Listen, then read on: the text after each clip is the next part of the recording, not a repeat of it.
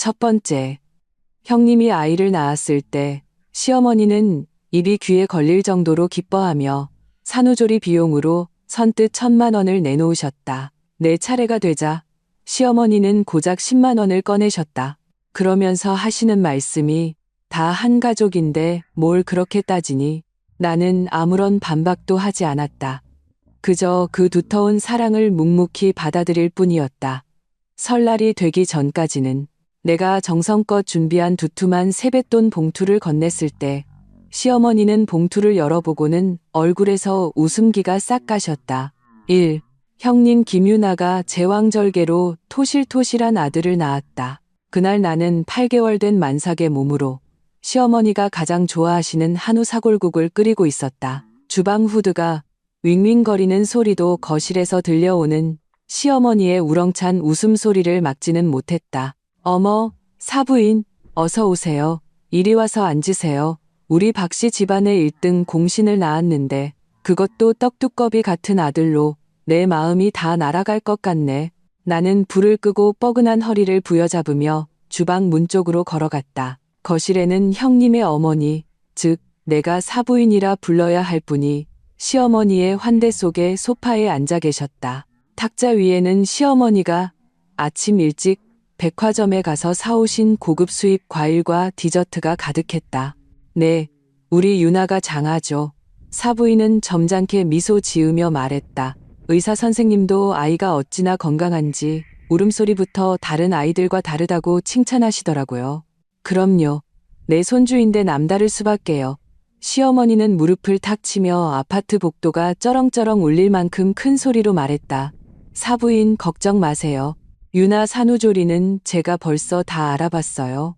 강남에서 제일 좋은 산후조리원, 한 달에 800만 원인데 제가 전부 낼 겁니다. 사돈댁에서는 1원 한 푼 신경 쓰실 필요 없어요. 사부인의 미소는 더욱 깊어졌다. 아이고, 어떻게 그렇게 큰 돈을 쓰게 해요? 무슨 그런 섭섭한 말씀을. 시어머니는 손을 휘저으며 통 크게 말했다. 내 귀한 손주를 위해서인데 돈이 얼마가 들어도 아깝지 않아요. 아, 맞다. 유나한테 용돈하라고 봉투도 하나 준비했어요. 1,000만 원인데 이걸로 좋아하는 거 사면서 산후조리 기간 동안 기분 좋게 지내라고 하세요. 산모는 마음이 편한 게 최고니까. 말을 마치자마자 시어머니는 정말로 가방에서 두툼한 흰 봉투를 꺼내 사부인의 손에 쥐어주었다. 그 하얀 봉투가 내 눈을 아프게 찔렀다. 내 뱃속 8개월 된 딸아이도 나의 감정을 느꼈는지 불안하게 꿈틀거렸다. 나는 무의식적으로 배를 쓰다듬으며 조용히 주방으로 돌아섰다. 그리고 정성껏 고아낸 사골국을 싱크대에 쏟아부었다. 뜨거운 국물이 하얀 김을 내뿜으며 내 마음속에 소리 없는 절규처럼 흘러내렸다. 한 달 후 나도 분만실에 들어갔다. 태아의 위치가 좋지 않아 의사는 제왕절개를 권했다. 수술은 순조롭게 끝났고 나는 3.1kg의 딸을 낳았다. 수술실에서 나올 때 나는 아직 마취가 덜 풀려 온몸이 춥고 의식이 희미했다. 나는 남편 박민준의 얼굴이라도 보고 싶어 힘겹게 눈을 떴다. 하지만 복도에는 눈가가 붉어진 우리 엄마뿐이었다. 엄마, 내가 힘없이 부르자 수진아, 엄마 여기 있어. 엄마는 내 손을 잡으며 눈물을 뚝뚝 흘렸다. 걱정 마. 수술 잘 끝났어. 너랑 아기 둘 다 건강해. 민준 씨는? 내가 묻자 엄마는 잠시 머뭇거리다 말했다. 회사에 급한 일이 생겼다고. 전화 받으러 나갔어. 마음이 철렁 내려앉았다. 나는 시끄러운 3인실 병실로 옮겨졌다. 옆 침대 산모는 울고 있고 그 가족들은 싸우고 있었다. 아기 울음소리는 끊이지 않았다. 예전에 형님을 보러 산후조리원에 갔을 때 보았던 조용하고 아늑한 1인실 특실과는 극명한 대조를 이루었다. 시어머니는 내가 수술한 다음 날 오후에야 나타났다. 꽃다발 하나, 과일 바구니 하나 없이 빈손으로 들어왔다. 시어머니는 침대 발치로 가서 내 딸을 쓱 보더니 입을 삐죽이며 말했다. 계집애네. 때마침 내 몸을 닦아주던 엄마의 얼굴이 즉시 굳어졌다. 사부인, 그게 무슨 말씀이세요?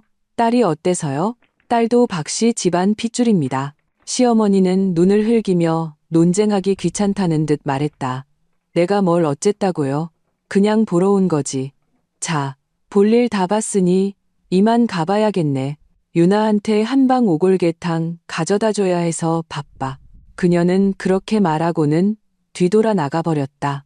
처음부터 끝까지 내게 상처는 아프지 않냐고 묻지도 나를 쳐다보지도 않았다. 나는 그녀의 뒷모습을 보며 몸의 추위보다 훨씬 더 시린 마음의 한기를 느꼈다. 퇴원하는 날, 드디어 민준 씨가 나타났다. 그는 차를 몰고 와 나를 데리러 왔고 오는 내내 그날 왜 없었는지 변명했다. 수진아, 화내지 마. 그날 갑자기 회사 서버가 터졌어. 내가 기술 총책임자라서 꼭 가봐야 했어. 처리하고 바로 달려왔어. 정말이야. 나는 품에 안긴 작은 딸을 보며 아무 말도 하지 않았다. 집에 도착해 문을 열자 거실에는 친척들이 가득했다. 아주버님 박민호, 형님 김유나가 100일 된 아들을 안고 있었고 다른 친척들도 모여 있었다. 그들은 마치 재미있는 구경거리를 보러 온 사람들 같았다. 시어머니는 우리를 보더니 느릿느릿 일어나 주머니에서 꾸깃꾸깃한 10만 원짜리 수표 한 장을 꺼내 내 앞으로 왔다. 아가, 너도 애 낳았으니 이건 엄마가 주는 산후조립이다. 성의 표시야. 시어머니는 그 10만 원을 내 손에 쥐어주고는 내 손을 툭툭 치며 방 안 가득한 사람들을 향해 웃으며 말했다. 다 한 가족인데 뭘 그렇게 따져. 우리 유나처럼 남이면 성대하게 챙겨줘야 하지만 순간 공기가 얼어붙었다. 모든 사람의 시선이 탐조등처럼 내게 쏟아졌다. 동정, 조롱, 그리고 고소하다는 듯한 눈빛들이었다. 형님 김유나는 아들을 안고 입꼬리가 올라가는 것을 감추지 못했다. 그더이 만만한 미소는 이미 만신창이가 된 내 마음에 박히는 바늘 같았다. 손에 들린 10만 원이 벌겋게 달아오른 인두처럼 느껴져 당장이라도 던져버리고 싶었다. 나는 고개를 들어 내 남편 박민준을 쳐다봤다. 그가 나서서 나를 위해 한마디라도 해주길, 내 자존심을 조금이라도 지켜주길 바랐다. 하지만 그는 내 시선을 피하며 고개를 숙이고 작은 목소리로 변명했다. 엄마도 우리 생각해서 그러시는 거야. 형님 내가 학군지 아파트 사느라 대출이 많아서 힘드시잖아. 그들을 위해서? 그럼 나는 이렇게 모욕당해도 싸다는 말인가? 그 순간 내 마음은 완전히 죽어버렸다. 얼굴에서 마지막 핏기마저 사라졌다. 나는 무표정하게 시어머니를 바라보았다. 그리고 손을 뻗어 차가운 손끝으로 그 10만 원을 받았다. 심지어 나는 시어머니를 보며 미소까지 지었다. 감사합니다, 어머니. 주변 친척들은 내 반응이 의외였는지 다들 놀란 눈치였다. 시어머니는 나의 이해심에 아주 만족스러워하며 얼굴의 미소가 더욱 선명해졌다. 그래, 이래야지. 한 가족이 화목한 게 최고야. 그날 밤 제왕절개 상처에 염증이 생겨 미열이 나기 시작했다. 나는 침대에 누워 온몸이 부서질 듯 아팠다. 목이 타서 따뜻한 물 한 잔이 마시고 싶었다. 민준 씨는 거실에서 게임을 하고 있었다. 키보드를 두드리는 소리가 요란했고 간간이 거친 욕설도 튀어나왔다. 민준 씨, 나는 힘을 다해 그를 불렀다. 따뜻한 물 한 잔만 갖다 줄 수 있어? 거실에서 그의 목소리가 들려왔다. 짜증이 가득했다. 당신이 직접 따라 마셔. 나 지금 중요한 판이야. 중요하다고? 그의 게임이 이제 막 아이를 낳고 열이 나는 아내보다 더 중요하다는 말인가? 나는 침대에서 힘겹게 몸을 일으켰다. 움직일 때마다 아랫배에 상처가 찢어지는 듯한 통증을 일으켰다. 나는 벽을 짚고 한 걸음 한 걸음 거실로 나갔다. 정수기에는 뜨거운 물이 없었다. 식탁 위에 보온 도시락이 놓여 있었다. 시어머니가 민준 씨 편에 보내준 내 산후조리 식사였다. 나는 시어머니에게 아직 일말의 인간성이 남아있을 거라 생각했다. 보온 도시락을 열었다. 안에는 내가 생각했던 닭곰탕이나 생선질이 같은 것이 아니었다. 이미 식어버린 흰죽 한 그릇과 시커먼 짠지뿐이었다. 멀건 흰죽은 나의 순진함을 비웃는 듯했다. 나는 시어머니가 매일 형님에게 시골에서 직접 구해온 토종닭으로 고아낸 귀한 약재를 넣은 한방 삼계탕을 가져다 준 것을 똑똑히 기억했다. 나는 보온 도시락 뚜껑을 닫았다. 울지도 소리치지도 않았다. 방으로 돌아와 지갑에서 깨끗한 봉투 하나를 꺼내 그 모욕적인 10만 원을 반듯하게 넣어 베개 밑에 두었다. 나는 스스로에게 몇 번이고 되뇌었다. 이수진, 오늘을 기억해. 이 모욕을, 이 냉대를, 이 뼛속까지 시린 고통을 기억해. 밤이 깊었지만 민준 씨는 여전히 거실에서 사투를 벌이고 있었다. 딸은 내 옆에서 고른 숨을 내쉬며 깊이 잠들어 있었다. 나는 휴대폰을 꺼냈다. 차가운 화면 불빛이 핏기 없는 내 얼굴을 비췄다. 나는 민준 씨와 작성했던 혼전 재산 계약서를 찾아냈다. 우리 부모님이 내가 손해볼까봐 변호사까지 고용해 작성해 주신 것이었다. 그리고 아주버님 박민호가 집을 살 때 내게서 돈을 빌려갔던 카카오톡 대화 내용을 찾았다. 재수 씨, 형이 집 사는데 1억 5천만 원이 부족해서요. 혹시 재수 씨가 먼저 빌려줄 수 있을까요? 다 한 가족인데 형이 잘 돼야 우리도 좋은 거 아니겠어요? 그때 나는 민준 씨를 사랑했고 그의 가족까지 사랑했다. 아무 생각 없이 돈을 보내주었다. 지금 생각하니 정말이지 우스꽝스러웠다. 나는 그 대화 내용을 하나하나 캡처해서 저장했다. 혼전 재산 계약서와 함께 암호화된 클라우드에 업로드했다. 이 모든 것을 마치자 동이 트기 시작했다. 열은 내렸고 마음은 완전히 차가워졌다. 이날부터 내 마음속에 복수의 씨앗이 뿌리를 내리고 싹을 틔우기 시작했다. 이 산후조리 기간은 생각보다 훨씬 더 힘들었다. 시어머니의 가족 이론은 나를 착취하는 만능 열쇠가 되었다. 아가, 너 어차피 심심하잖아. 식구들 빨래 좀 해라. 젊은 사람은 회복도 빠르니 좀 움직이는 게 몸에도 좋아. 시어머니는 화장실에 쌓인 커다란 빨래통을 가리켰다. 그 안에는 시어머니 옷, 시아버지 옷, 심지어 아주버님 박민호가 벗어놓은 냄새나는 양말까지 들어있었다. 반면 형님 김윤아는 고급 산후조리원에서 지냈다. 빨래는커녕 아기 기저귀조차 전담 인력이 갈아주었다. 시어머니는 매일같이 그곳을 방문해 귀한 손주 기저귀를 자기가 갈아주겠다며 뺏어서 빨고는 인스타그램에 사진을 올리며 자신이 얼마나 부지런한 멋진 할머니인지 자랑했다. 나는 그 빨래통을 보았다. 제왕절개 상처가 여전히 욱신거렸다. 나는 일부러 배를 감싸 쥐고 얼굴을 찌푸리며 말했다. 어머니, 상처가 아파서 허리를 숙일 수가 없어요. 시어머니의 얼굴이 순식간에 굳어졌다. 목소리가 날카롭고 매서워졌다. 유난 떨기는 여자들 애 낳고 안 아픈 사람이 어디 있어. 내가 민준이랑 민호 낳았을 때는 사흘 만에 밭일하러 나갔어. 너는 이게 뭐 대수라고. 그녀의 그 표정은 마치 내가 1초라도 더 쉬는 것이 죄악인 것 같았다. 저녁에 민준 씨가 퇴근하자 시어머니는 즉시 달려가 눈물 콧물을 쏟으며 하소연했다. 아들아, 이제 왔구나. 이 늙은 어미는 뼈가 닳도록 힘들다. 내 마누라는 점점 더 게을러져서 빨래 좀 시켰더니 여기저기 아프다고 핑계만 대. 내가 보기엔 일부러 그러는 거야. 민준 씨는 자초지종을 묻지도 않고 곧장 방으로 들어와 나를 비난했다. 이수진, 당신 우리 엄마 좀 이해해 줄 수 없어? 연세도 많으신데 당신 대신 애 보고 집안일 하시는 게 쉬운 줄 알아? 왜 이렇게 철이 없어? 나는 분노로 일그러진 그의 얼굴을 보며 마음이 황량해졌다. 애를 봐준다고? 내가 퇴원한 후로 시어머니가 내 딸을 안아준 횟수는 한 손으로 꼽을 정도였다. 집안일? 매일 와서 내게 이래라 저래라 명령하는 것 외에 뭘 했단 말인가? 나는 논쟁하지 않았다. 돼지 기름으로 눈이 가려진 마마보이에게는 이성적인 대화가 통하지 않는다는 것을 알았기 때문이다.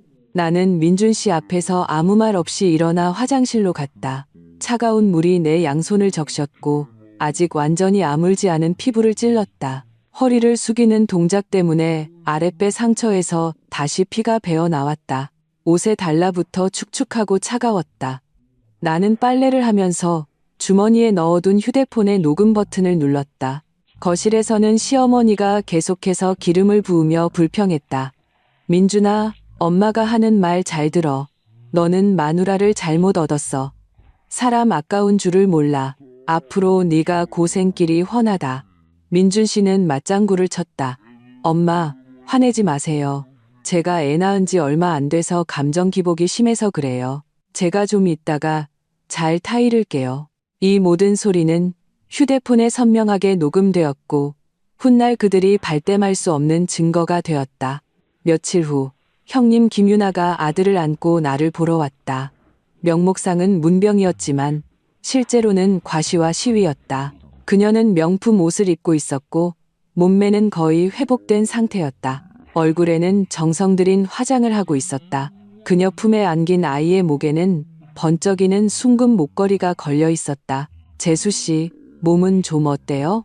그녀는 말하면서 일부러 품에 안긴 아들을 흔들어 그 금목걸이가 내 눈앞에서 반짝이게 했다. 이거 봐요. 어머니가 며칠 전에 우리 아기 주려고 특별히 맞추신 거예요. 복과 건강을 꽉 붙들어 매라는 의미래요. 나는 입꼬리를 겨우 끌어올려 우는 것보다 못한 미소를 지었다. 네, 괜찮아요. 축하드려요, 형님. 그녀는 만족스럽게 웃으며 가식적으로 내 딸을 걱정했다. 어머, 재수 씨 아기는 왜 이렇게 작아요? 젖이 부족한가? 내가 조리원 영양사 선생님한테 부탁해서 재수 씨 먹을 젖 잘 나오는 탕약 좀 지어달라고 할까요? 그 말투에서 흘러넘치는 우월감에 질식할 것 같았다. 나는 속으로 비웃었지만 얼굴에는 고마워하는 척했다. 네, 그럼 감사하죠. 형님. 그녀의 거만한 모습을 보며 나는 마음속으로 다른 계획을 세우고 있었다. 나는 문득 아주버님이 집을 살 때 민준 씨가 내게서 가져간 1억 5천만 원이 생각났다. 그들은 이제 좋은 학군지 아파트에 살면서 아이에게 금목걸이를 사주는데 정작 채권자인 나에게는 이토록 무례하게 굴다니 이 빚은 이제 청산할 때가 되었다. 그날 이후 나는 철든 며느리가 되었다. 나는 더 이상 시어머니의 어떤 요구에도 반항하지 않았다. 그녀가 시키는 것은 무엇이든 했다. 온 가족의 빨래, 바닥 청소, 요리, 심지어 그녀가 형님과 영상 통화를 할 때면 나는 일부러 딸을 안고 다가가 웃으며 어머니, 형님하고 인사했다. 나의 변화에 시어머니와 민준 씨는 매우 만족했다.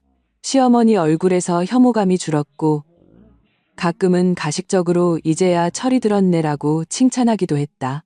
민준 씨도 내가 드디어 성숙해져서 더 이상 자신에게 무리한 떼를 쓰지 않는다고 생각했고 나에 대한 태도도 좋아졌다.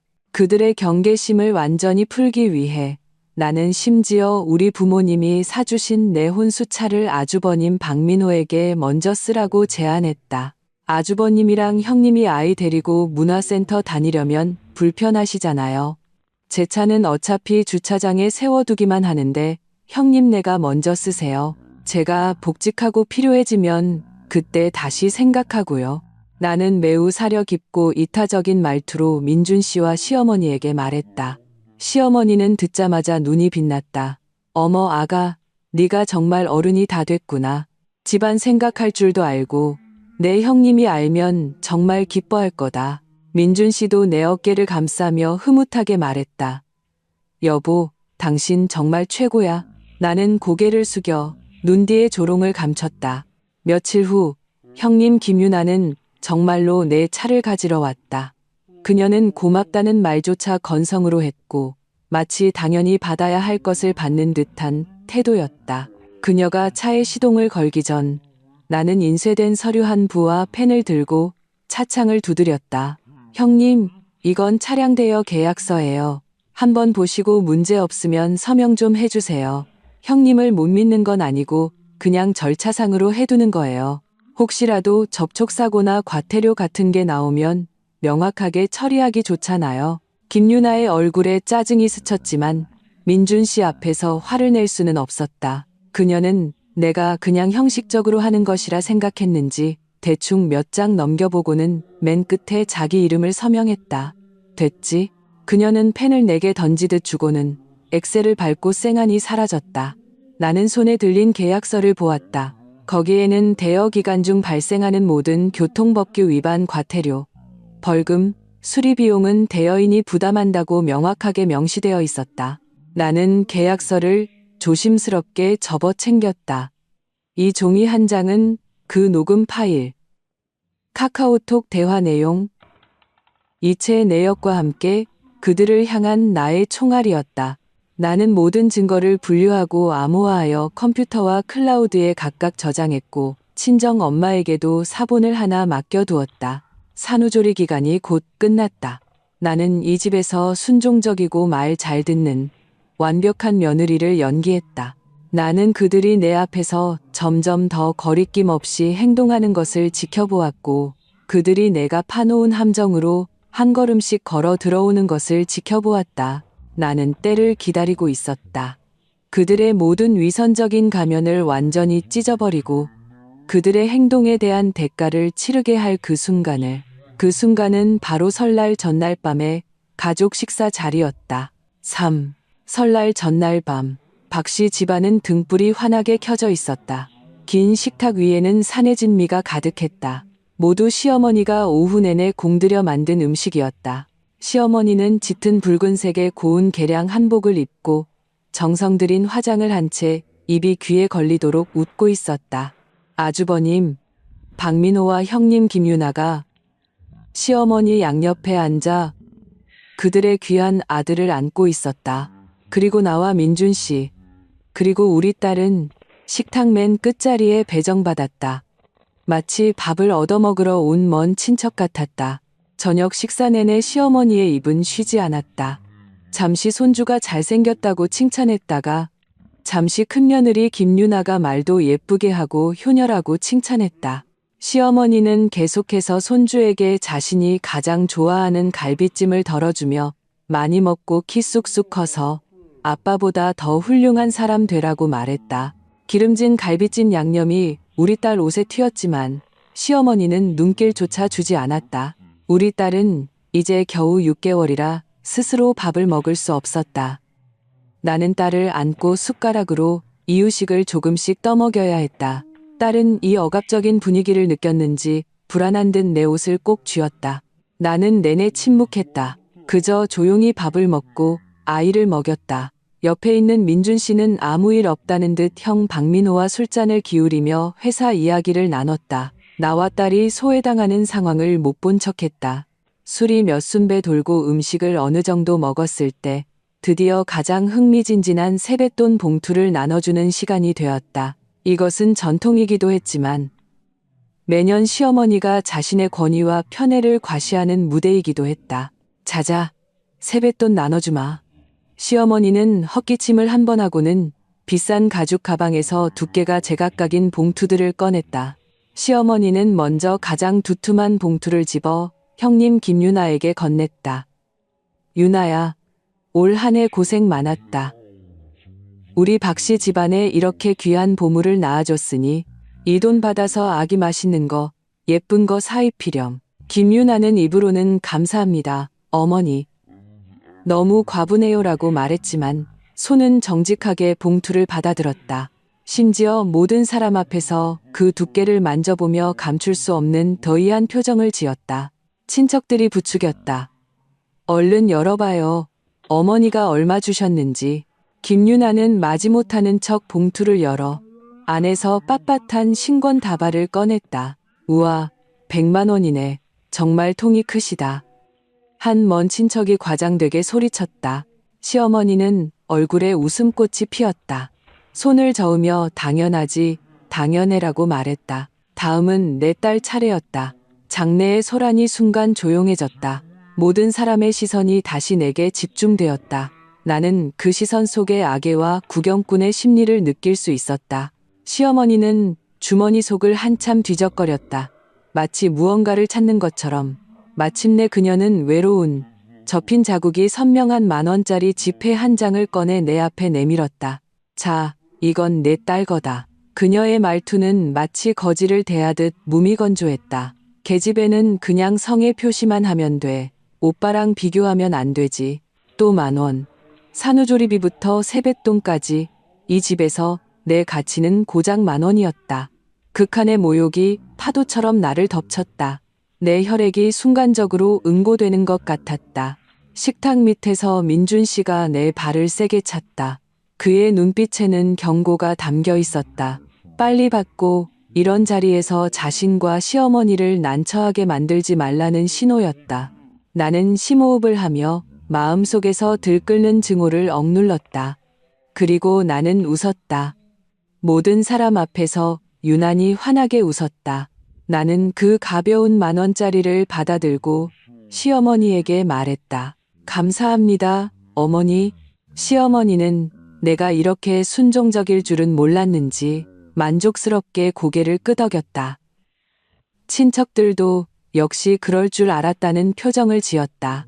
모두가 이 소동이 곧 끝날 것이라고 생각했을 때 나는 자리에서 일어났다. 나는 내가 들고 온 가방에서 봉투 하나를 꺼냈다. 특별히 고른 크고 붉은 금박이 박힌 봉투였다. 보기에도 묵직해 보였다. 나는 두 손으로 봉투를 들고 시어머니 앞으로 걸어갔다. 목소리는 크지 않았지만 그 자리에 있는 모든 사람이 똑똑히 들을 수 있을 정도였다.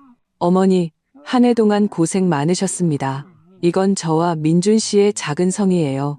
새해 복 많이 받으시고 건강하세요. 시어머니의 드이한 표정이 더욱 짙어졌다. 그녀는 봉투를 받아들고 일부러 손에 올려 무게를 재보았다. 모든 친척 앞에서 나의 효심을 과시하고 이를 통해 자신이 얼마나 성공한 시어머니인지를 증명하고 싶어 하는 것 같았다. 어머, 우리 작은 며느리가 정말 철이 다 들었네. 우리 작은 며느리가 얼마나 큰 서프라이즈를 준비했는지 한번 봐야겠구나. 그녀는 말하면서 과시적인 태도로 천천히 봉투 입구를 뜯었다. 그러나 그녀가 손을 봉투 안으로 넣었을 때 얼굴에 미소가 굳어졌다. 그녀는 봉투를 쥐어보았다. 두께가 이상했다. 그녀가 상상했던 두툼한 현금 다발이 아니었다. 그녀는 의아해하며 안의 내용물을 꺼냈다. 돈이 아니었다. 반듯하게 접힌 A사 용지 한 장이었다. 그녀는 의아해하며 종이를 펼쳐 눈앞에 가져갔다. 한 번 쳐다보자마자 그녀의 얼굴에서 미소가 순식간에 사라졌다. 핏기가 가시며 그 종이처럼 새하얗게 변했다. 식탁에 있던 모든 친척이 목을 길게 빼고 궁금해했다. 형님 김유나가 가장 가까이 있었는데 그녀가 다가가서 보고는 숨을 들이켰다. 그 종이 위에는 굵은 고딕체로 선명하게 몇 글자가 인쇄되어 있었다. 차용증. 아래에는 금일봉 1억 5천만 원 정, 그 15000을 이수진에게 차용하며 주택 구매 용도로 사용함. 차용인 박민호라고 적혀 있었다. 그리고 차용증 아래에는 내가 첨부한 민준 씨가 내게 돈을 빌릴 때의 카카오톡 대화 내용 캡처와 나의 은행 이체 내역 캡처가 있었다. 증거는 명백했고 반박할 여지가 없었다. 식당 전체가 순간 쥐 죽은 듯 조용해졌다. 바늘 하나 떨어지는 소리도 들릴 것 같았다. 나는 시어머니의 붉어졌다 하얘지고 다시 파랗게 변하는 얼굴을 보며 미소 지으며 한 글자 한 글자 또박또박 말했다. 어머니 아주버님이 집 사실 때 이 돈 빌려가신 지 거의 2년이 다 되어가네요. 혹시 언제쯤 갚아주실 수 있을까요? 제가 이제 막 아이를 낳아서 여기저기 돈 들어갈 때가 많아져서요. 내 목소리는 평온했지만 마치 박씨 집안에 화기애애 보이던 설날 식사 자리에 떨어진 강력한 폭탄 같았다. 짧은 정적 후 화산 같은 폭발이 일어났다. 너, 시어머니는 나를 가리키는 손가락을 가을 바람 속 낙엽처럼 떨었다. 너, 이게 무슨 짓이야? 이수진, 너 무슨 꿍꿍이야? 명절에 이런 종이 쪼가리를 들이밀면서 빚 독촉을 해? 너 우리 집안 설날 망치려고 작정했어. 그렇지. 그녀는 정신을 차리고는 그 차용증을 식탁 위에 세게 내동댕이 쳤다. 국물이 사방으로 튀었다. 아주버님 박민호는 얼굴이 돼지간처럼 변했다. 그는 벌떡 일어나 목에 핏대를 세우며 우겼다. 무슨 차용증.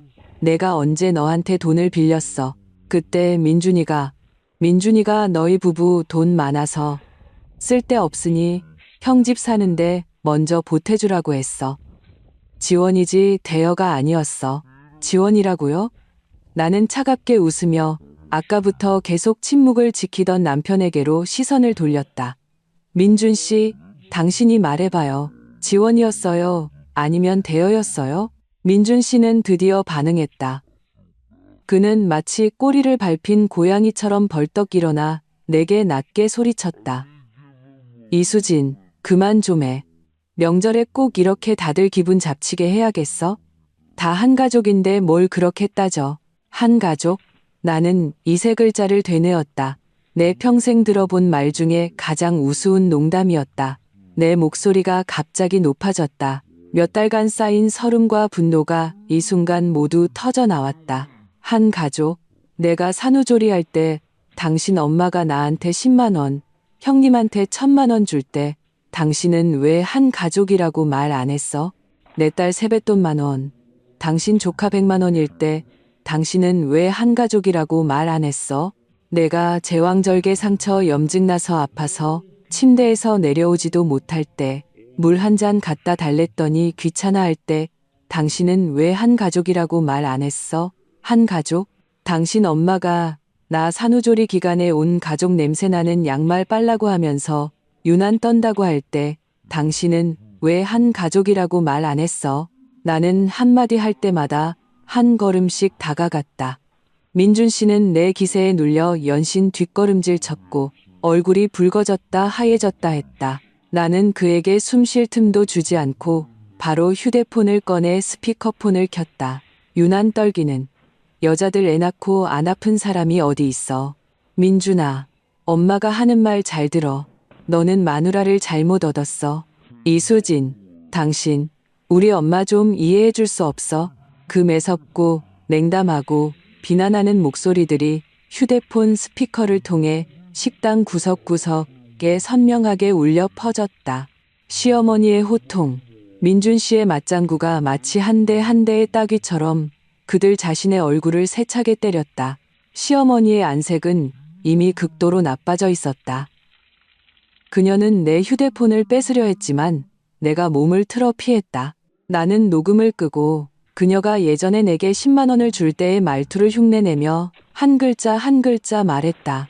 어머니 말씀이 맞아요. 다 한 가족인데 뭘 그렇게 따져요. 그래서 이 1억 5천만 원 저도 따지지 않을게요. 내일까지 갚아주세요. 아, 시어머니는 분노로 온몸을 떨며 비명을 질렀다. 나를 가리키는 코끝, 입술이 떨렸지만 욕 한마디도 제대로 하지 못했다. 형님 김유나는 상황을 보고 즉시 연기에 들어갔다. 아이를 안고 울기 시작했다. 재수 씨, 어떻게 이럴 수 있어요? 우리가 지금 갚을 돈이 어디 있어요? 이건 우리 가족 다 죽으라는 거잖아요. 나는 그녀를 무시하고 아까부터 계속 고개를 숙이고 밥 먹는 척하던 친척들에게 시선을 돌렸다. 아주버님, 형님들, 다들 어른이시니 사리분별은 하실 줄 아시겠죠? 여러분이 판단해 주세요. 빚진 돈 갚는 게 당연한 거 아닌가요? 아까까지 구경하던 친척들은 이제 모두 벙어리가 되었다. 어색하게 고개를 숙이고 그릇에 밥만 뒤적거릴 뿐 아무도 감히 입을 열지 못했다. 이 광경은 정말이지 지독한 아이러니였다. 이수진, 민준 씨는 창피함에 분노하며 내 휴대폰을 뺏으려 손을 뻗었다. 그거 지워. 당장 지워. 나는 바로 한 걸음 물러서며 놀란 딸을 품에 안고 그를 차가운 눈빛으로 쳐다봤다. 민준 씨, 나를 더 몰아세우지 마. 더 추한 꼴을 모든 사람 앞에서 보고 싶지 않으면 내 눈빛에는 온기가 없었다. 그가 한 번도 본 적 없는 단호함과 낯돈이었다. 그가 뻗은 손이 허공에서 멈췄다. 나는 마지막으로 이 방 가득한 위선적인 얼굴들을 난장판이 된 식탁을 쳐다보았다. 그리고 딸을 안고 미리 준비해둔 가방을 들고 뒤돌아섰다. 그들 모두의 놀라움과 당혹감 속에서 나는 마지막 말을 남겼다. 저는 이만 가보겠습니다. 1억 5천만 원, 3일 안에 제 계좌로 입금하세요. 그렇지 않으면 법정에서 봅시다. 말을 마치고 나는 뒤도 돌아보지 않고 문을 열어 차가운 밤바람 속으로 걸어나갔다. 등 뒤에 문을 세게 닫아 안의 모든 저주와 소란을 차단했다. 그 순간 나는 전에 없던 해방감과 후련함을 느꼈다. 그련함을 나는 민준 씨와 살던 집으로 돌아가지 않고 바로 택시를 타고 친정으로 갔다. 차창 밖으로 도시의 불꽃이 화려하게 피었다가 순식간에 사라졌다. 마치 나의 짧고 황당했던 결혼 생활처럼. 집에 들어서자마자 엄마는 내가 아이를 안고 짐을 들고 있는 것을 보고 얼굴색이 변했다. 수진아, 어떻게 된 거니? 민준이랑 싸웠어? 나는 더 이상 참지 못하고 엄마를 부둥켜 안고 목 놓아 울었다. 산후조리부터 겪었던 모든 서름, 설날 저녁 식사 자리에서의 모든 굴욕을 부모님께 전부 털어놓았다. 아빠는 다 듣고 나서 분노의 차책상을 내리쳤다. 괘씸한 놈들, 정말 사람 취급도 안 했구나. 그 집안은 제대로 된 인간이 하나도 없어.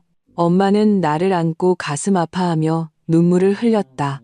내 불쌍한 딸, 이렇게 힘든 일을 겪었는데 왜 진작 말하지 않았어? 이혼해. 당장 이혼해야 해.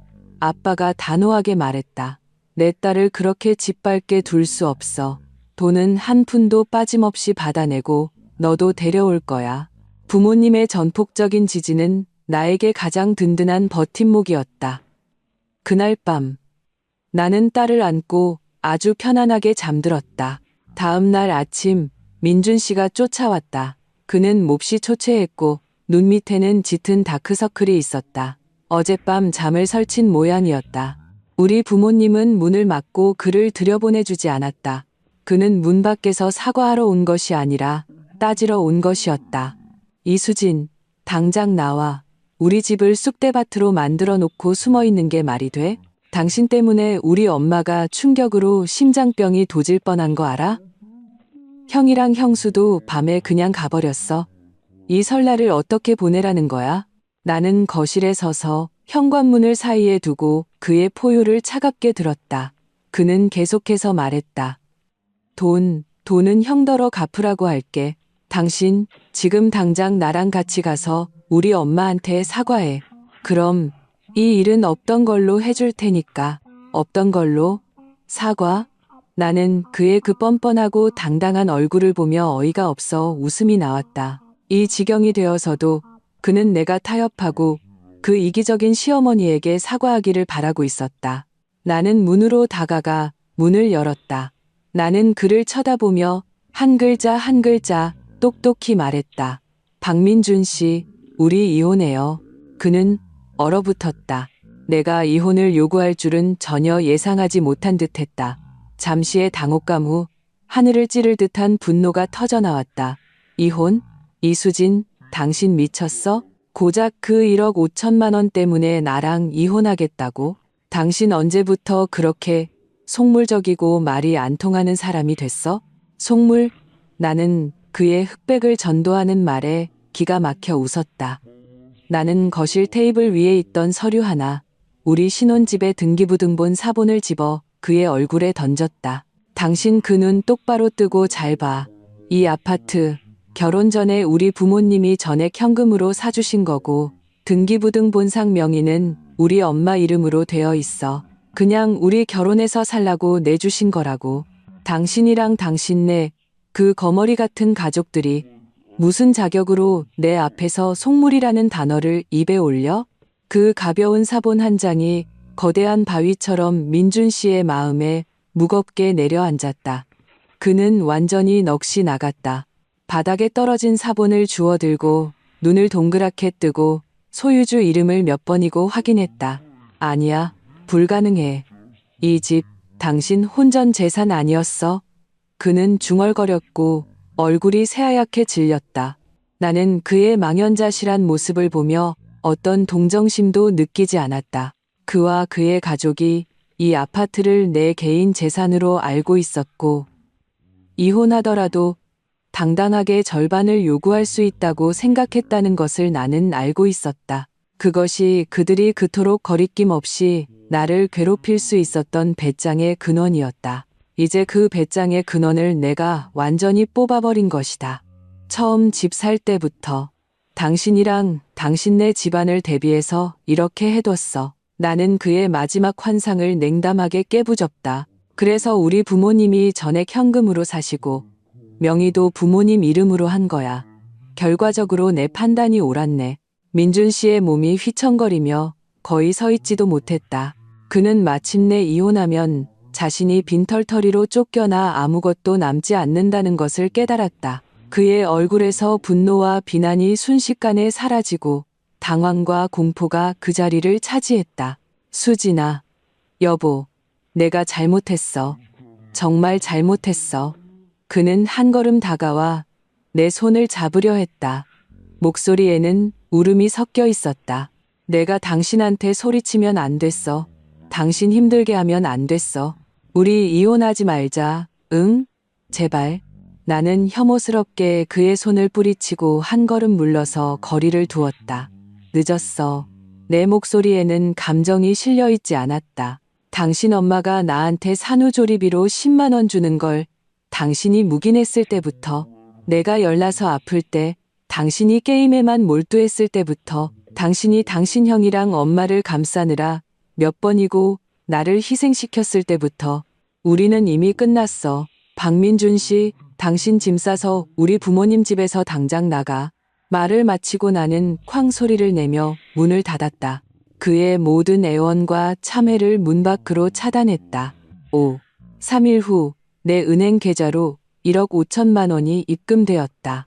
법정에서 보자는 세 글자가 박민준의 그 소위 가족애보다 훨씬 효과적이었던 모양이다. 돈이 입금되자마자 나는 즉시 변호사에게 연락해 이혼 합의서를 작성했고 박민호에게 대여금 반환을 요구하는 변호사 서한과 함께 박씨 집안으로 보냈다. 나는 일이 이쯤에서 마무리될 것이라고 생각했다. 하지만 나는 시어머니의 뻔뻔함을 과소평가했다. 그녀가 우리가 이혼한다는 것과 그녀의 아들이 이 수억 원짜리 아파트에서 빈손으로 쫓겨난다는 사실을 알았을 때 그녀는 완전히 이성을 잃었다. 그날 오후 내가 회사에서 회의를 하고 있을 때 안내데스크에서 갑자기 내선 전화가 걸려왔다. 자신의 시어머니라고 주장하는 여성이 안내데스크에서 소란을 피우며 나를 만나겠다고 한다는 것이었다. 나는 마음이 철렁 내려앉아 즉시 상사에게 양해를 구하고 회사 로비로 달려갔다. 시어머니는 우리 회사에 반짝이는 대리석 바닥에 주저앉아 머리를 풀어헤치고 허벅지를 치며 통곡하고 있었다. 세상에 이런 법이 어디 있습니까? 여러분, 와서 좀 보세요. 우리 아들은 피땀 흘려 돈 벌어 가정을 꾸렸는데 이 여자가 밖에서 다른 놈이랑 바람이 나서 이제 우리 집 재산을 전부 들고 이혼하겠다고 합니다. 이 여자는 사기꾼이에요. 결혼 사기꾼. 우리 박씨 집안이 팔자에도 없는 애군을 만나 이런 파렴치한 여우 같은 년을 며느리로 들였습니다. 그녀의 목소리는 날카롭고 커서 회사를 드나드는 모든 사람의 발길을 멈추게 했다. 동료들은 나를 향해 손가락질하며 수군거렸다. 그 눈빛들은 칼날 같았다. 예전에 나였다면 부끄러움에 어쩔 줄 몰라 쥐구멍에라도 숨고 싶었을 것이다. 하지만 지금 나는 그저 우스꽝스러울 뿐이었다. 나는 당황하지도 분노하지도 않았다. 그저 조용히 서서 광대처럼 열심히 연기하는 그녀를 지켜보았다. 나는 휴대폰을 꺼내 각도를 조절하고 녹화 버튼을 눌렀다. 그리고 소식을 듣고 달려온 보안팀에게 그녀가 내게 달려들지 못하게 막아달라고 부탁했다. 나는 그녀 앞으로 다가가 위에서 그녀를 내려다보며 말했다.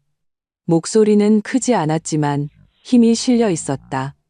어머니, 계속하세요. 목소리 더 크게 내셔서 모든 사람이 박씨 집안의 가풍이 어떤지 똑똑히 보게 하세요. 나의 침착함이 그녀를 더욱 격분시킨 것 같았다. 그녀는 내가 두려워하기는커녕 감히 녹화까지 하는 것을 보고 더욱 히스테릭해졌다. 이 천하의 몹쓸 년, 내가 감히 녹화를 해? 그런 추잡한 짓을 하고도 뻔뻔하게 얼굴을 들어? 내가 오늘 내 낯짝을 갈기갈기 찢어놓을 거야. 그녀는 욕을 하면서 입에 담기 힘든 더러운 말들을 쏟아냈다.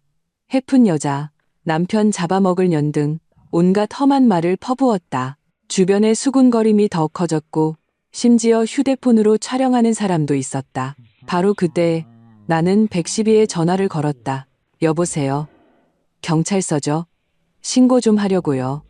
어떤 분이 저희 회사에서 소란을 피우고 저에 대한 명예훼손과 인신공격을 하고 있습니다. 저희 회사의 정상적인 업무와 제 개인의 명예에 심각한 피해를 주고 있어요. 내가 경찰에 신고하자 시어머니의 통곡 소리가 뚝 그쳤다. 그녀는 내가 정말로 경찰에 신고할 줄은 몰랐던 모양이다. 경찰은 금방 도착했다. 나는 휴대폰에 녹화 영상을 증거로 경찰에게 제출했다. 동시에 나는 이전에 녹음해 두었던 시어머니가 나를 모욕하고 민준 씨가 나를 비난했던 녹음 파일을 내 직속 상사와 몇몇 친한 동료들에게 들려주었다. 소란을 피워 죄송합니다. 이것이 제가 이혼을 요구하는 이유입니다. 진실이 밝혀지자 동료들이 나를 보던 경멸의 눈초리는 동정과 지지로 바뀌었다. 경찰은 업무방해 혐의로 여전히 바닥에서 행패를 부리던 시어머니를 파출소로 연행했다. 그 초라한 모습은 정말 통쾌했다. 일은 여기서 끝나지 않았다. 그날 저녁 나는 시어머니가 내 회사에서 행패를 부리는 영상을 편집하고 모자이크 처리하여 우리가 소위 서로 사랑하는 한 가족이라고 부르던 가족 카카오톡 단체방에 올렸다. 그리고 평소 시어머니와 가장 친하고 소문 퍼뜨리기 좋아하는 몇몇 친척들에게도 보냈다.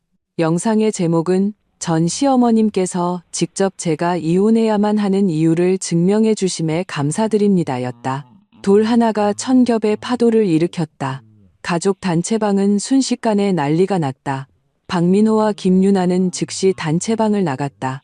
어떤 친척은 가식적으로 가화만 사성이라며 나를 설득하려 했고 어떤 친척은 아예 모른 척했다. 나는 그 순간부터 박씨 집안이 모든 친척 사이에서 완벽한 웃음거리가 되었다는 것을 알았다. 시어머니의 어설픈 복수는 결국 그녀 자신의 명예를 실추시키는 명백한 증거가 되었다.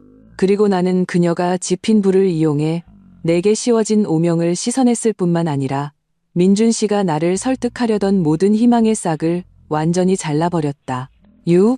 민준 씨는 내가 살던 아파트에서 쫓겨났다. 그의 모든 짐은 내가 커다란 상자 몇 개에 담아 문 앞에 쌓아두었다. 갈 곳이 없어진 그는 결국 부모님이 사는 그 좁고 낡은 집으로 기어 들어갔다. 그를 기다리는 것은 가족의 위로가 아니라 끝없는 불평과 다툼이었다. 시어머니는 내 회사에 찾아가 소란을 피운 일로 파출소에 다녀온 것은 물론 온 동네의 웃음거리가 되었다. 그녀는 모든 원망을 민준 씨에게 쏟아부었다. 여자 하나 제대로 관리 못해서 빈손으로 쫓겨나는 꼴을 당했다고 그를 무능력하다고 욕했다. 아주버님 박민호와 형님 김유나는 그 1억 5천만 원 때문에 집안의 미천이 거의 바닥났다.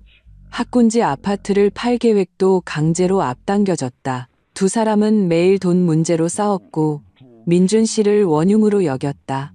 애초에 왜 돈을 빌리자는 말을 전해서 이 고생을 시키냐고 그를 원망했다. 엎친 데 덮친 격으로 그의 집안 추문은 곧 그의 회사에도 퍼졌다. 동료들은 등 뒤에서 그를 손가락질했고 상사도 그를 불러 면담했다. 그의 가정사가 회사 이미지에 영향을 미친다고 했다. 사면초가에 빠진 민준 씨는 드디어 나의 좋았던 점들을 떠올리기 시작했다. 내가 집안을 얼마나 깔끔하게 정리했는지, 매일 퇴근하면 따뜻한 저녁상이 차려져 있었는지, 내가 얼마나 성격이 온화하고 그에게 순종적이었는지, 다른 사람 앞에서 그를 난처하게 한 적이 없었는지, 내가 임신했을 때 만삭의 몸으로도 그를 위해 밥하고 빨래했던 일들을 그가 예전에 당연하게 여기고 심지어 무시했던 그 모든 좋았던 점들이 이제는 그의 심장을 찌르는 가시가 되었다. 그는 미친 듯이 내게 전화를 걸고 카카오톡 메시지를 보내기 시작했다. 처음에는 분노에 찬 비난이었다. 내가 얼마나 잔인하고 무정한지 욕했다. 이수진, 정말 이렇게까지 해야겠어? 내가 죽는 꼴을 보고 싶어? 나는 답장하지 않고 그의 번호를 바로 차단했다. 그러자 그는 다른 번호로 연락해왔다. 말투가 부드러워지기 시작했다. 사과로 바뀌었다. 수진아, 내가 잘못했어. 다 내 잘못이야. 당신을 이해하지 못했고 엄마 말에만 휘둘렸어. 다시 돌아오면 안 될까? 우리 다시 시작하자. 나는 메시지를 보자마자 삭제했다. 마지막에는 애걸복걸만 남았다. 여보, 제발 부탁이야. 한 번만 더 기회를 줘. 당신이랑 딸 없이는 나 정말 살 수 없어. 그는 우리 친정집 아파트 아래에서 나를 기다리기 시작했다. 하루 종일, 며칠 못 본 사이에 그는 완전히 초췌해졌다. 덥수룩한 수염, 내탄 눈, 예전에 그 깔끔했던 프로그래머의 모습은 온데간데 없었다. 그날 나는 딸을 데리고 예방접종을 하러 갔다. 아파트 1층으로 내려가자마자 그를 보았다. 그는 마치 망부석처럼 차가운 바람 속에 외롭게 서 있었다. 나를 보자 그의 눈이 빛나며 즉시 달려왔다. 수진아. 나는 딸을 안고 그를 못 본 척 옆으로 지나갔다. 마치 그가 투명인간인 것처럼 그는 다급해져서 내 팔을 붙잡았다. 수진아, 나한테 이러지 마. 말 한마디만 해줘. 제발. 나는 걸음을 멈추고 그의 손을 차갑게 뿌리쳤다. 말투에는 혐오감이 가득했다. 박민준 씨, 자중하세요. 우리는 지금 이혼 소송 중입니다. 더 이상 저를 괴롭히지 마세요. 그는 내 품에 안겨 잠든 딸을 보고 마치 마지막 구명더처를 잡은 듯 감정에 호소하려 했다. 수진아, 아이를 좀 봐. 아이가 어릴 때부터 아빠 없이 크게 할 거야? 나를 위해서가 아니더라도 아이를 봐서라도. 당신은 아이를 언급할 자격 없어. 나는 그의 말을 무정하게 끊었다.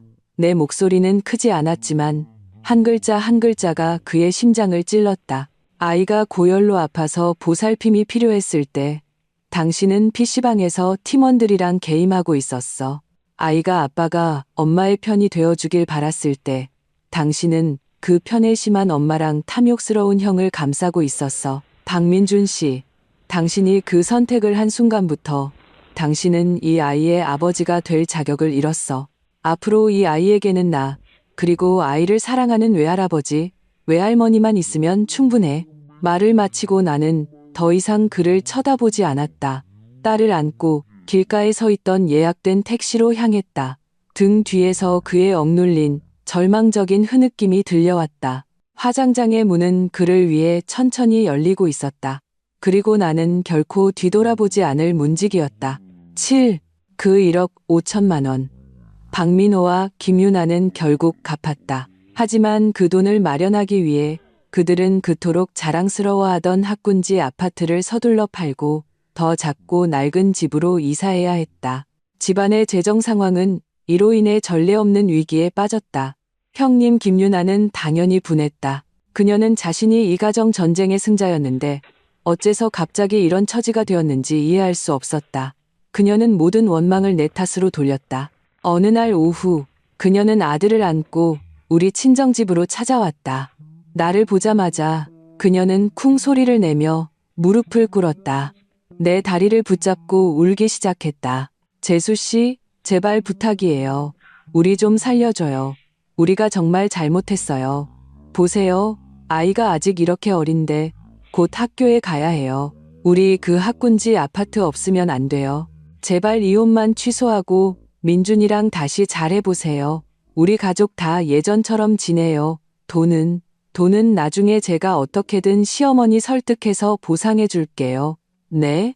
그녀는 목 놓아 울었고 품에 안긴 아이도 놀라서 으앙 울음을 터뜨렸다. 모르는 사람이 보면 내가 무슨 천인공노할 짓이라도 한 줄 알았을 것이다. 나는 그녀를 보며 그저 우스꽝스러울 뿐이었다. 그녀는 내가 아직도 예전처럼 마음대로 주무를 수 있는 무른 감인 줄 알았던 걸까? 아이를 핑계대고 도덕적으로 나를 묶으려 하다니. 나는 웃었다. 서랍에서 그녀가 직접 서명한 그 차량 대여 계약서를 천천히 꺼내 그녀 앞에서 흔들었다. 형님, 울음 그치셨어요? 다 우셨으면 이제 다른 계산 좀 해볼까요? 김유나의 울음소리가 뚝 그쳤다. 그녀는 이해할 수 없다는 듯 나를 쳐다봤다. 나는 그 계약서를 가리키며 차분하게 말했다. 제 혼수차. 형님이 가져가신 지 거의 반년이 다 되어가네요. 이제 돌려주셔야죠. 그리고 계약서에 명시된 대로 대여 기간 동안의 모든 과태료와 사고는 대여인이 책임지기로 했죠. 제가 방금 교통안전공단 사이트에서 조회해봤는데 지난 반년 동안 제 차의 과태료가 12건이나 있더라고요. 대부분 불법 주차랑 과속인데 벌금이랑 벌점 합하면 적은 돈이 아니에요. 또 지난달에 마트 주차장에서 후진하다가 기둥에 긁으셨죠? 뒤쪽 범퍼가 움푹 들어갔던데 제가 서비스 센터에 물어보니 수리비가 대략 50만 원 정도 나온대요. 이거 다 합치면 대략 100만 원 정도 되네요. 계좌이체 하시겠어요? 아니면 현금으로 주시겠어요? 김유나의 얼굴이 순식간에 하얗게, 파랗게, 다시 붉게 변했다. 정말 볼만했다. 그녀는 꿈에도 몰랐을 것이다.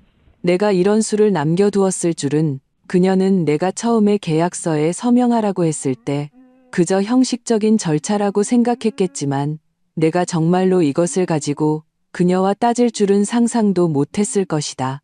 너. 그녀는 나를 가리키며 분해서 말을 잇지 못했다. 나는 계약서를 거두며 그녀를 차갑게 쳐다봤다. 제가 뭘요? 형님, 사람은 너무 욕심부리면 안 돼요. 남의 것을 탐냈으면 언젠가는 갚아야 하는 법이죠. 2차. 오늘 안으로 흠집 하나 없이 원래대로 가져다 놓으세요. 과태료랑 수리비는 3일 안에 처리하시고요. 그렇지 않으면 저는 이것까지 포함해서 소송 걸 겁니다. 그때는 100만 원으로 해결될 일이 아닐 거예요. 김유나는 내 눈의 단호함을 보고 내가 농담하는 게 아니라는 것을 알았다. 그녀는 나를 한한히 쏘아보고는 아이를 안고 분통을 터뜨리며 가버렸다. 얼마 지나지 않아 형님이 집을 판 것과 차 수리비 문제로 시어머니와 집에서 대판 싸웠다는 소식을 들었다. 그녀는 시어머니가 편애해서 애초에 박민호에게 돈을 빌려주지 말았어야 했다며 이제 온 가족이 덩달아 망하게 생겼다고 욕했다. 시어머니는 그녀를 은혜도 모르는 배은망덕한 년이라며 돈밖에 모른다고 맞받아쳤다. 한때 철옹성 같았던 고부동맹은 이익의 붕괴로 인해 완전히 깨져버렸다.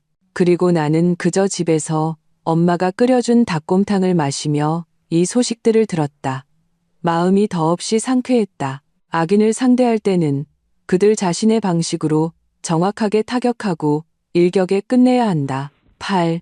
민준 씨는 완전히 막다른 길에 몰렸다. 집에서는 어머니의 불평, 형과 형수의 원망이 그를 하루하루 지옥처럼 만들었다. 밖에서는 가정 추문 때문에 업무에 심각한 영향을 받았고 결국 회사로부터 팀 분위기를 해친다는 이유로 권고사직을 당했다. 그는 한때 자랑스러워했던 고액 연봉의 직장을 잃고 간간히 들어오는 외주 일로 겨우 생계를 유지했다. 집을 잃고 직장을 잃고 아내와 딸을 잃었다. 그는 세상에 버려진 유기견처럼 삶이 나락으로 떨어졌다. 끝없는 후회와 고통 속에서 그는 드디어 완전히 깨달았다.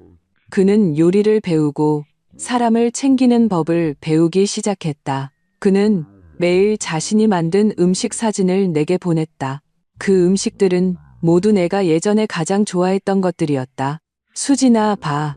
나 당신이 제일 좋아하던 갈비찜 만드는 법 배웠어. 당신 돌아오면 내가 해줄게. 수진아, 오늘 곰탕 끓였어. 당신이랑 우리 딸 먹을 거 남겨뒀어. 집 앞 보온 박스에 넣어둘 테니 꼭 가져가. 수진아, 미안해. 나는 한 번도 답장하지 않았다.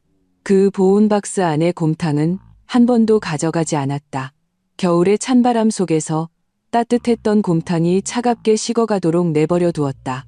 마치 그에 대한 나의 이미 죽어버린 마음처럼 내 생일날 그는 마지막 승부수를 던지려는 것 같았다. 그는 가진 돈을 전부 털어 우리 친정집 아파트 아래에 있는 거대한 LED 광고판을 빌렸다. 새벽부터 화면에는 우리가 처음 만나 결혼하기까지의 다양한 사진들이 계속해서 재생되었다. 모든 사진 속에서 나는 그렇게 행복하게, 그렇게 밝게 웃고 있었다. 화면 맨 아래에는 거대한 글씨가 있었다. 여보, 내가 잘못했어. 돌아와줘. 이 대대적인 로맨스는 온 동네 주민들의 구경거리가 되었다. 그는 커다란 장미 꽃다발과 예쁜 생일 케이크를 들고 광고판 아래에 그렇게 서 있었다. 낮부터 밤까지 마치 심판을 기다리는 경건한 신자처럼. 몇몇 마음씨 좋은 동네 아주머니들은 심지어 우리 집 문을 두드리며 부부싸움은 칼로 물베기라며 남자가 잘못을 알았으니 기회를 한 번 주라고, 용서할 수 있을 때 용서하는 게 좋다고 나를 설득했다. 나는 그저 미소 지으며 그들의 호의에 감사하고 거실 커튼을 쳤다. 아래층에서 벌어지는 나와는 상관없는 그 성대한 1인극을 차단했다. 저녁 무렵 가로등이 켜질 때쯤 내 휴대폰이 울렸다. 내 이혼 변호사였다. 이수진 씨, 축하드립니다. 방금 법원으로부터 통지를 받았습니다. 박민준 씨와의 이혼 소송이 판결 확정되었습니다. 법적으로 이제 자유의 몸이 되셨습니다. 나는 전화를 끊고 창가로 다가가 커튼을 살짝 열었다. 아래층에서는 민준 씨가 여전히 고집스럽게 기다리고 있었다. 나는 휴대폰을 들어 변호사에게 메시지를 보냈다.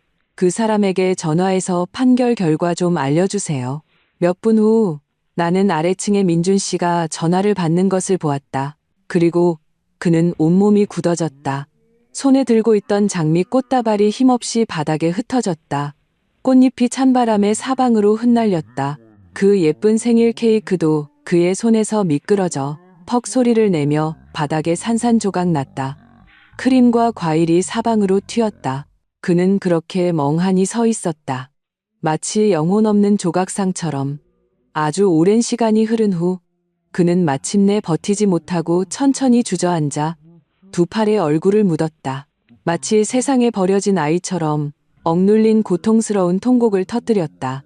나는 위층에서 차가운 유리를 사이에 두고 이 장면을 조용히 지켜보았다. 내 마음에는 어떤 파동도 어떤 연민도 없었다. 그저 모든 것이 제자리로 돌아간 듯한 평온함 뿐이었다. 박민준 씨, 이게 당신이 받아야 할 대가야. 당신은 10만 원짜리 모욕으로 우리의 사랑과 결혼을 직접 묻어버렸어. 이제 당신의 남은 인생의 후회로 당신의 어리석음과 냉담함에 대한 값을 치러. 시어머니의 업보는 내가 생각했던 것보다 더 빨리 찾아왔다. 큰아들 내외는 집을 판 일로 그녀에게 원망이 가득했고 큰며느리 김유나는 그녀를 아예 재수 없는 사람 취급했다. 매일 그녀에게 쌀쌀맞게 굴었고 따뜻한 밥 한 끼 차려주기 귀찮아했다. 친척들은 내가 보낸 그 영상 때문에 알게 모르게 그녀를 멀리했다. 예전에 그녀 주위를 맴돌던 화투 친구들도 이제 그녀를 보면 피해 다녔다. 모두에게 버림받는 맛은 평생 체면을 중시하며 살아온 그녀에게 큰 충격이었다. 어느 추운 새벽 그녀가 잠자리에서 일어나려다 갑자기 몸의 반쪽이 움직이지 않는 것을 발견했다. 입과 눈이 비뚤어지고 말도 제대로 할 수 없었다. 그녀는 뇌졸중으로 쓰러졌다.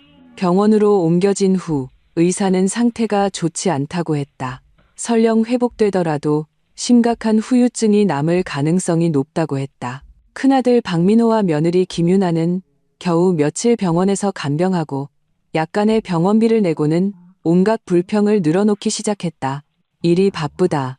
아이를 돌볼 사람이 없다고 투덜거리며 결국 이 골칫거리를 민준 씨가 떠맡기를 바라는 눈치였다. 시어머니는 병상에 누워 큰아들 내외의 냉담한 얼굴을 보며 자신이 직접 심은 쓴 열매의 맛을 마침내 맛보았다. 평생을 편애했던 큰아들은 그녀가 쓰러지자 책임을 회피할 궁리만 하고 있었다.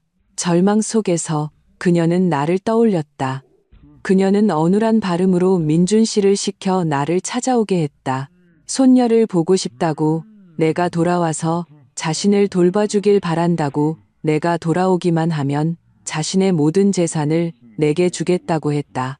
민준 씨는 정말로 나를 찾아왔다. 그는 내 앞에 섰다. 지난번보다 훨씬 더 초췌했고 눈은 충혈되어 있었다. 목소리는 쉬어 있었다. 수진아, 우리 엄마가 뇌졸중으로 쓰러졌어. 지금 병원에 계셔. 당신을 보고 싶어 해. 아이도 보고 싶어 하고. 내가 당신한테 부탁할 자격 없는 거 알아. 하지만 그래도 아이 할머니잖아. 한 번만이라도 보러 가주면 안 될까? 나는 그를 보며 잠시 침묵했다. 그리고 고개를 끄덕였다. 좋아요, 갈게요. 민준 씨의 눈에 희미한 빛이 스쳤다. 나는 병원에 갔다. 하지만 병실 문 앞에만 섰고 안으로 들어가지는 않았다. 병상에 누운 시어머니는 입이 비뚤어져 있었고 콧줄을 꼽고 있었다. 멍한 눈으로 천장을 바라보고 있었다. 한때 그토록 정정하고 욕을 할 때 목소리가 우렁찼던 노부인은 이제 다른 사람의 수발을 받아야 하는 사람이 되어 있었다. 김유나는 옆에 앉아 휴대폰만 만지작거릴 뿐 시어머니의 신음소리는 듣지도 못했다. 민준 씨는 내 옆에 서서 낮은 자세로 말했다. 들어가서 좀 봐. 정말 당신을 보고 싶어 해. 나는 움직이지 않았다. 나는 지갑에서 현금을 꺼냈다. 1장, 2장, 3장, 천천히 세었다. 마지막으로 나는 10만 원짜리 수표 1장과 1,000원짜리 지폐 1장을 꺼냈다. 나는 그 10만 1천 원을 민준 씨의 손에 쥐어주었다. 그의 손이 채를 치듯 떨렸다. 나는 병상의 시어머니를 보았다. 그녀의 시선은 이미 내게로 향해 있었다. 애원과 공포가 섞인 눈빛이었다. 나는 웃었다. 목소리는 크지 않았지만 병실 안의 모든 사람이 똑똑히 들을 수 있을 정도였다. 당신 어머니가 예전에 제게 산후조리비로 10만 원을 주셨죠. 한 가족인데 뭘 그렇게 따지냐면서. 이제 그분이 아프시니 전 며느리로서 정도 없는 사람은 아니에요. 10만 1천 원을 돌려드릴게요. 1,000원 더 드리는 건 제가 그분보다는 정이 좀 더 있다는 뜻이에요. 내 말이 끝나자 병상의 시어머니 목에서 컥컥 하는 이상한 소리가 났다. 그녀의 눈이 뒤집히며 숨이 넘어갈 것 같았다. 김유나는 깜짝 놀라 허둥지둥 침대 머리맡에 호출벨을 눌렀다. 9. 민준 씨는 그 10만 1천 원을 마치 벌겋게 달아오른 숫덩이를 쥔 것처럼 들고 있었다. 그의 얼굴은 터질 듯 붉어졌고 입술을 떨며 한마디도 하지 못했다. 나는 이 혼란스러운 장면을 마지막으로 보고 미련 없이 돌아섰다. 산후조리의 원한, 세뱃돈의 굴욕. 이로써 모두 청산되었다. 그녀가 가장 자랑스러워했던 방식으로 그녀에게 가장 치명적인 일격을 가했다. 이것이 내가 그녀를 위해 정성껏 준비한 마지막 선물이었다. 이혼 후의 삶은 마치 창문을 활짝 연 것처럼 눈부신 햇살과 희망으로 가득했다. 나는 곧 새로운 직장을 구했다. 유명한 IT 기업의 사내 변호사로 일하게 되었다. 나의 전문적인 능력과 그 가정 분쟁을 처리할 때 보여준 단호함과 냉철함이 새로운 상사에게 깊은 인상을 주었다. 반년도 안 되어 나는 승진하고 연봉도 올랐다. 나는 내가 번 돈으로 딸에게 최고의 조기 교육 프로그램을 등록해주고 예쁜 공주 드레스와 재미있는 그림책을 사주었다. 주말에는 딸을 데리고 공원, 놀이공원, 미술관에 갔다. 다툼과 억압이 사라지자 딸의 성격도 점점 더 밝아졌다. 매일 작은 태양처럼 환하게 웃었다. 한 업계 교류회에서 나는 지금의 남편인 최진우 씨를 만났다. 그는 로펌의 파트너 변호사로 성숙하고 지혜로우며 유머가 있었다. 그는 나의 독립심과 강인함을 높이 평가했고 내게 솔직하고 열정적으로 다가왔다. 그는 내가 고수를 먹지 않는 것을 기억했고 내가 예술 영화를 좋아하는 것을 기억했다. 내가 야근할 때면 그는 먼저 조기 교육센터에 가서 내 딸을 데리고 나와 딸이 가장 좋아하는 딸기 아이스크림을 사주고 인내심 있게 함께 퍼즐을 맞추며 놀아주었다.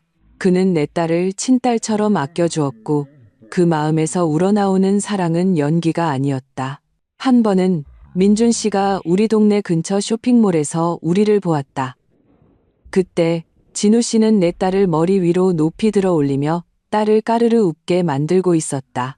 나는 옆에 서서 그들을 올려다보며 나 자신도 모르는 부드러운 미소를 짓고 있었다. 그 장면은 그림처럼 따뜻했다. 민준 씨는 멀지 않은 곳에 서서 멍하니 그 모습을 바라보고 있었다. 다가가려다 발걸음을 멈췄다. 그는 딸이 다른 남자의 품에서 그렇게 행복하게 웃는 것을, 내 얼굴에 떠오른 그 오랜만에 진심에서 우러나오는 행복을 보았다. 그는 마침내 원래 자신의 자리였던 그곳이 자신의 손으로 완전히 파괴되어 다시는 돌아갈 수 없게 되었다는 것을 깨달았다. 그날 밤 그는 내게 마지막 메시지를 보냈다. 아주 짧았다. 단 몇 글자였다. 당신을 봤어. 행복해 보이더라. 행복하길 바라. 미안해. 나는 메시지를 보고 아무런 감흥 없이 바로 삭제하고 차단했다. 나는 그의 축복이 필요하지 않고 더더욱 그의 뒤늦은 사과는 필요하지 않다. 그에 대한 최고의 벌은 히스테릭한 복수도 악독한 저주도 아니다. 바로 그가 떠난 후 내가 얼마나 잘 사는지, 얼마나 행복한지를 그의 눈으로 직접 보게 하는 것이다. 그가 영원히 만약 그때라는 후회와 자기 학대 속에서 살아가게 하는 것이다. 하루하루, 1년 1년, 그것이야말로 사람의 마음을 죽이는 가장 확실한 방법이다.